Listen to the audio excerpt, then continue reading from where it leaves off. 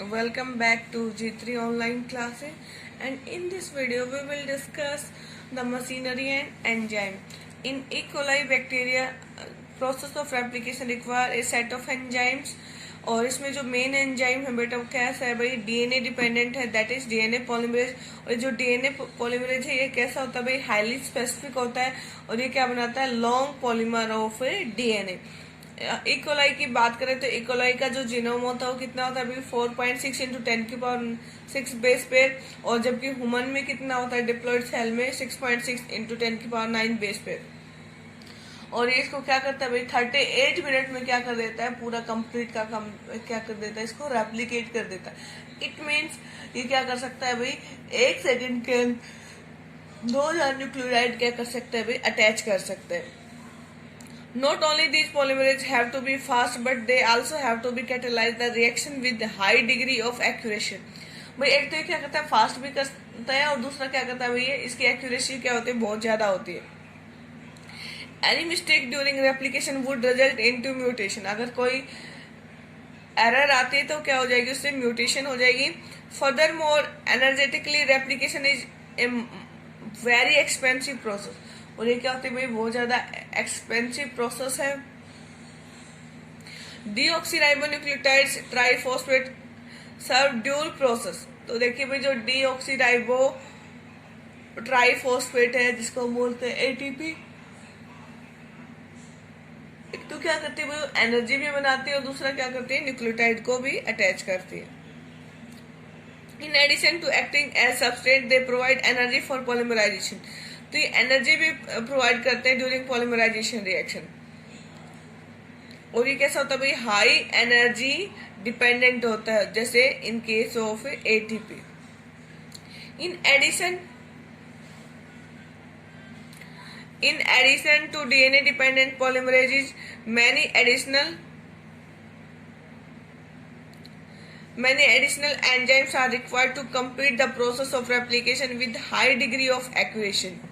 तो भाई इस डीएनए पॉलीमरेज के साथ साथ बहुत सारे और एंजाइम है जो क्या होते हैं, जरूरी होते हैं किसके लिए, डीएनए पॉलीमराइजेशन के लिए।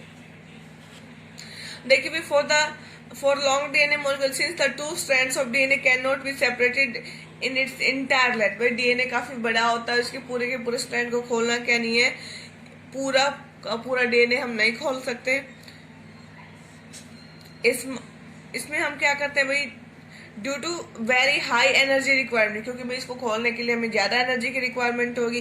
The replication occurs with A small opening. तो रेप्लिकेशन कहाँ कर होता है भाई, छोटी सी ओपनिंग के साथ स्टार्ट होता है, और इससे डीएनए हेलिक्स खुलता है, और इसको बोलते हैं रेप्लिकेशन फोर्क। क्या बोलते हैं इसको, रेप्लिकेशन फोर्क। जैसे फॉर एग्जाम्पल ये हमारा क्या भाई डीएनए, और डीएनए को हमें क्या करना पड़ेगा, खोलना पड़ेगा। और खोलने के लिए जो जहां से रेप्लिकेशन स्टार्ट होता है और ओपन एंड होता है डीएनए को, उसको क्या बोलते हैं, replication fork, from where replication start. The DNA polymerase catalyse polymerisation only in one direction. भाई जो डीएनए डिपेंडेंट पॉलीमरेज है क्या कर सकता है, एक ही डायरेक्शन में काम करता है। कौन सी डायरेक्शन है भाई, 5 prime to 3 prime. This creates some additional complication at the replicating fork. Consequently, on one strand the template with polarity, भाई एक स्ट्रैंड की polarity क्या होती है, 3 prime to 5 prime. That replication is continuous, तो वो स्ट्रैंड क्या करेगा, continuously replicate करेगा। While on the other, जो टेम्पलेट की डायरेक्शन क्या रहेगी भाई, 5 प्राइम टू 3 प्राइम रहेगी, वो कैसा रहेगा, डिसकंटिन्यूस रहेगा। क्योंकि जो अपकमिंग न्यूक्लियोटाइड है वो कहाँ पे अटैच होता है भाई, 3' एंड, और इसकी जो पोलरिटी बनेगी वो कैसी बनेगी, 5'। This discontinuously synthesized fragments are later joined by, और ये जो डिसकंटिन्यूस फ्रेगमेंट्स इसको कौन ज्वाइन करेगा भाई, डीएनए लाइगेज। तो यहाँ पे एक और एंजाइम आता है, दैट इज डीएनए लाइगेज। तो डीएनए लाइगेज क्या करता है भाई, तो डिसकंटिन्यूस स्ट्रैंड्स उनको क्या करता है, जोड़ने का काम करता है।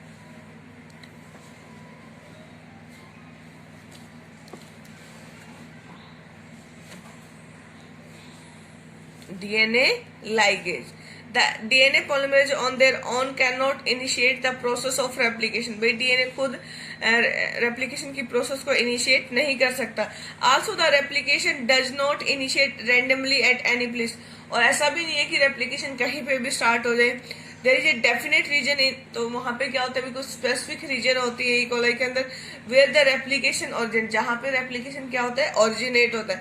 Such reason are termed as, और उन रीजन को जहां से रेप्लिकेशन स्टार्ट होता है उसको क्या बोलेंगे भाई, origin of A replication.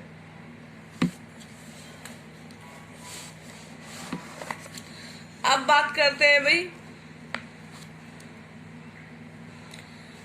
because of the requirement of the origin of replication that a piece of DNA if needed to be propagated during recombinant DNA procedure require a vector। तो भाई इसके लिए किसकी रिक्वायरमेंट होती है भाई, vector की requirement होती है।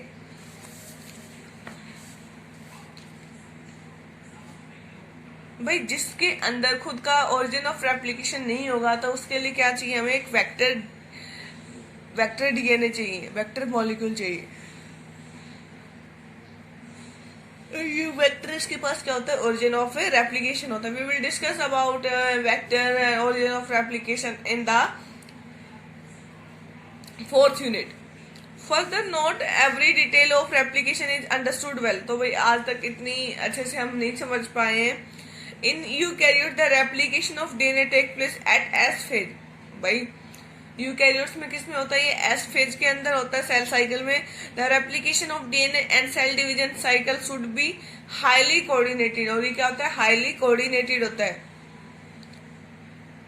A failure in cell division after DNA replication result into polyploidy. अगर मान लो डीएनए रेप्लिकेशन के अंदर सेपरेट ना हो तो उससे क्या हो जाएगी, पॉलीप्लॉइडी और chromosomal anomaly. You will learn the detailed nature of origin and the process occurring at this site in higher classes। अब आप डीएनए रेप्लिकेशन के बारे में हायर क्लासेस में पढ़ोगे। ठीक है भाई, यहाँ पे आप देख सकते हो ये क्या आपका डीएनए मॉलिक्यूल है, और ये आपका क्या है भाई, यहाँ से डीएनए मॉलिक्यूल क्या हो चुका है भाई, ओपन हो चुका है। ये क्या इसका भाई 5' एंड है, ये क्या भाई 3' एंड।